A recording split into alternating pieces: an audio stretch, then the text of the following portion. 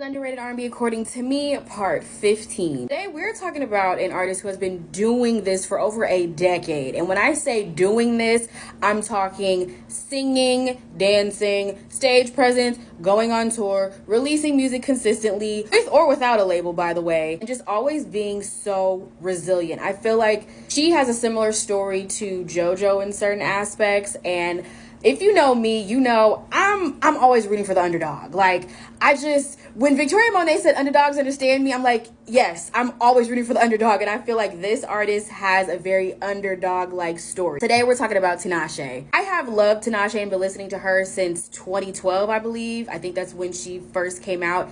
And when I tell you the amount of talent, this girl was doing mixtapes in her room.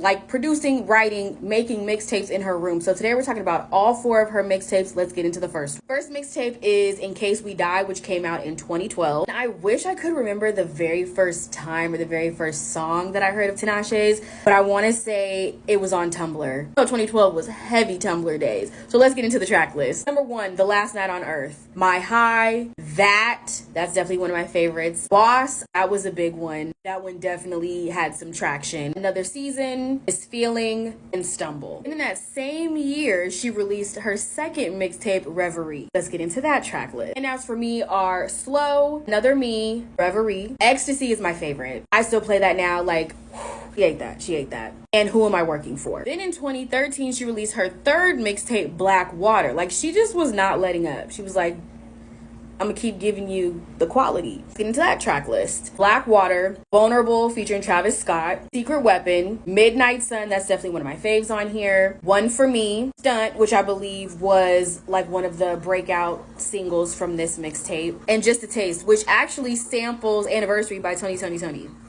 I love that. Speaking of samples, fun fact, she actually sampled herself. If you listen to the end of Midnight Sun, like when the beat kind of like switches and it kind of sounds like it's a second song, she takes that part and she actually sampled herself in So Much Better on Songs For You. Go check that out. Like, I love that she did that. I love when artists sample themselves because it's like, yeah, use that again because they didn't hear you the first time. And then lastly, we have Amethyst, which was released in 2015. I was actually late to this party.